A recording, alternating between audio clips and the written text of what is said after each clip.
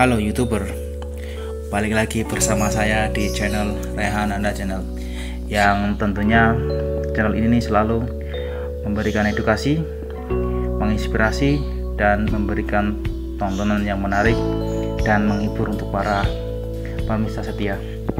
Dan saya ucapkan terima kasih kepada subscriber baru yang telah mensubscribe channel saya, dan juga tentunya subscriber lama yang telah setia menemani saya menonton video saya. Dan pada kesempatan kali ini saya akan membahas lebih banyak tentang ekonomi, dan kali ini tema yang saya angkat adalah ekonomi makro. Jika pada video sebelumnya saya membahas mengenai ekonomi mikro, dan pada kesempatan kali ini saya akan mencoba membahas mengenai teori ekonomi makro. Teori harga, produksi, dan distribusi itu sebelumnya ada pada teori ekonomi mikro. Jika ekonomi mikro menjelaskan kajian secara lebih spesifik, lain halnya dengan teori ekonomi makro yang mana melakukan penelitian terhadap ekonomi dengan cakupan yang lebih luas dan tentunya lebih besar. Oke, sebelum lanjut ke video yang lebih banyak, alangkah baiknya untuk kalian pendengar baru ataupun yang sudah lama mensubscribe channel saya ya, supaya channel ini bisa lebih aktif dan lebih eksis di dunia YouTube. Oke, kita lanjut lagi ke videonya. Pemahaman tentang ekonomi makro sangat dibutuhkan untuk menstabilkan neraca keuangan suatu negara, karena dengan adanya ekonomi makro tentunya bisa menjadi tolak ukur kebijakan apa yang akan diambil ke depannya. Dan lebih lanjut, ekonomi makro tidak hanya melakukan penelitian mengenai pemasukan dan pengeluaran suatu negara, tetapi juga meneliti tentang dampak yang terjadi, baik itu buruk ataupun baik, yang diakibatkan oleh kebijakan yang telah diambil, seperti pengangguran, tingkat pengangguran, kemudian inflasi dan deflasi harga terkait dengan suku bunga nilai mata uang rupiah terhadap euro. Kesalahan kecil saja dalam melakukan perhitungan ekonomi makro bisa sangat berdampak, yang bisa memberikan dampak yang sangat fatal ya terhadap kondisi ekonomi suatu negara.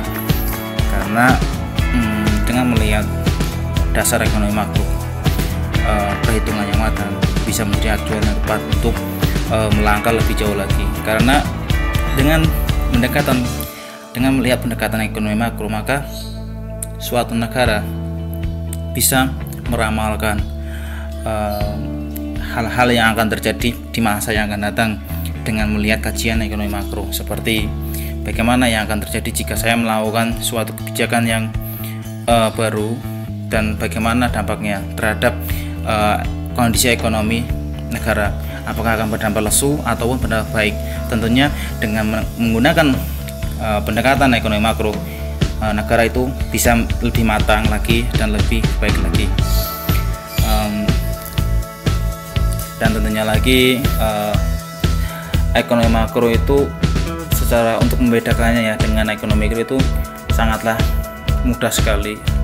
Secara harfiah saja, ketika kalian adik-adik ataupun para pembelajar ekonomi yang baru mempelajari tentang teori ekonomi makro, untuk membedakannya secara harfiah saja, mikro artinya kecil, berarti pasti kajiannya itu spesifik. Spesifik artinya hanya menyangkut mengenai teori harga, teori produksi, teori distribusi, teori perilaku konsumen, rumah tangga, dan perusahaan. Itulah yang disebut ekonomi mikro, karena kajiannya itu kecil, lingkupnya itu kecil, sudah seluas ekonomi makro. Kalau ekonomi makro itu pasti mengkaji suatu kebijakan yang menyangkut hajat hidup orang banyak, seperti tingkat suku bunga, tingkat pengangguran, kesempatan kerja, terus angkatan kerja yang setiap tahun bertambah, dengan ketersediaan lapangan kerja. Itulah semuanya itu dibahas di ekonomi makro. Dan tentunya lagi tingkat suku bunga pada bank sentral itu juga dikaji di ekonomi makro, karena ekonomi makro itu secara aja makro itu luas, secara prefix makro itu luas, itu saja. Jika kalian bingung menghadapi soal-soal SBMPTN misalnya, ataupun soal ujian UTS ataupun UAS, itu pasti mudah saja untuk menjawabnya. Jadi kalau kalian terpaksa tidak bisa menjawab, lebih baik kalian menjawabnya mikro, jadi kecil, jadi otomatis kalian menjawab sesuatu yang ringan saja. Mikro itu sesuatu yang tidak berdampak luar biasa terhadap suatu negara, sedangkan makro itu menyangkut hajat hidup orang banyak, menyangkut kelangsungan hidup suatu negara. Jika itu saja dilihatnya, jadi menurut saya itu menjadi pegangan yang mendasar ya untuk kalian bila menghadapi persoalan mungkin pertanyaan-pertanyaan yang diajukan di lembar UTS atau UAS. Itu saja, mungkin kalian jangan terlalu bingung, jangan terlalu panik, hanya menggunakan teori dasarnya saja. Mikro artinya itu kecil, dan makro itu artinya luas dan menyangkut hajat hidup orang banyak. Itu saja. Jika kalian bingung terhadap materi yang dipelajari kalian sewaktu kalian belajar, bisa tanya ke saya. Kalian kirim komen di bawah atau mengajukan beberapa pertanyaan di link komen bawah. Nanti akan saya bantu mencoba memecahkan masalah yang kalian hadapi, dan silakan kirim komen. Terima kasih.